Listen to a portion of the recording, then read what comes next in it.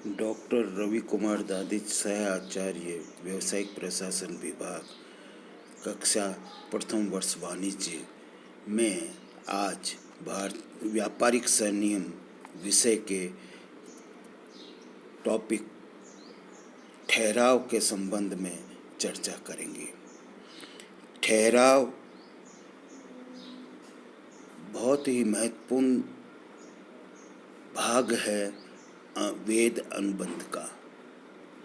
ठहराव के बिना अनुबंध नहीं बन सकते हैं। अतः ठहराव को समझना भारतीय अनुबंध अधिनियम के 1872 के अंतर्गत अनिवार्य हो जाता है।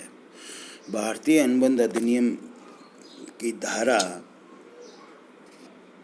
2E के अनुसार ठहराव की परिभाषा बताई गई है, जिसमें कहा गया है कि प्रत्येक वचन तथा वचनों का प्रत्येक समूह जिसमें वचन एक दूसरे के लिए प्रतिफल होते हैं ठहराव कहलाते हैं। Every promise and every set of promises forming the consideration for each other is agreement, section 2(E। हम इसको इक्वेशन के रूप में भी देख सकते हैं। ठहराव इजिकल टू प्रस्ताव प्लस स्वीकृति, वचन इजिकल टू ठहराव। प्रस्ताव प्लस स्वीकृति इजिकल टू वचन इजिकल टू ठहराव। संक्षेप में बहुत ही साधारण शब्दों में हम कह सकते हैं कि जब एक व्यक्ति प्रस्ताव करता है और दूसरा व्यक्ति उसे स्वीकार कर लेता है तो वह ठहराव बन जाता है। इस प्रकार ठहराव दो व्यक्तियों के द्वारा दी गई पारस्परिक सम्मतियों का ही परिणाम है। अब प्रश्न यह आता है कि समस्त अनुबंध ठहराव है, समस्त ठहराव अनुबंध नहीं है। ये कई बार परीक्षा में पूछ लिया जाता है कि क्या ऑल कॉन्ट्रैक्ट्स आर एग्रीमेंट और all agreements are not contract. तो इसको समझना बहुत ही ज़रूरी हो जाता है। यह तभी अपन समझ सकते हैं जब अपन ने ठहराव को अच्छी तरीके से समझा हो और अनुबंध की परिभाषा को अपन ने बहुत ही तरीके से समझा हो। अनुबंध धारा 2(H) के अंतर्गत बताया गया कि राजनियम द्वारा परिवर्तनीय ठहरावी अनुबंध कहलाते हैं और धारा 2(E) के अनुसार बताया गया कि प्रत्येक वचन तथा वचनों का समूह एक दूसरे के लिए प्रतिफल होते हैं तो ठहराव कहलाते हैं। ऐसी स्थिति में जो समस्त अनुबंध ठहराव होते हैं उसमें वेद अनुबंध के आवश्यक लक्षणों का होना अनिवार्य होता है। अगर वेद अनुबंध के आवश्यक लक्षण जो धारा 10 में भारतीय अनुबंध अधिनियम की धारा 10 के अंतर्गत अपन पिछले अध्याय में पढ़ के आए हैं और समझा है इसको, अगर वो अनुबंध के लक्षण नहीं पाए जाते हैं तो वो वेद अनुबंध नहीं बनते हैं, वो ठहराव ही बने रह जाते हैं।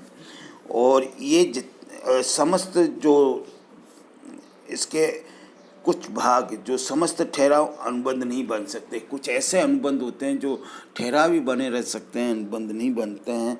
इसके जो कि निम्नलिखित हैं। पहला, घरेलू या पारिवारिक ठहराव। रोज़मर्रा में ज़िंदगी में अपन परिवार में कई तरीके के अनुबंध करते हैं और वो पारिवारिक ठहराव कहलाते हैं।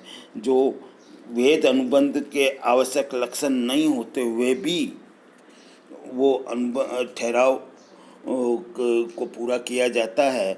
और इसमें पारिवारिक ठहराव का एक बहुत ही प्रसिद्ध केस हुआ है श्रीमती वाल्फोर बनाम वाल्फोर का, जिससे पक्षकारों के वैधानिक संबंध स्थापित करने के उद्देश्य के अभाव में व्यर्थ घोषित कर दिया गया था। दूसरा, मैत्रीपूर्ण या सामाजिक ठहराव।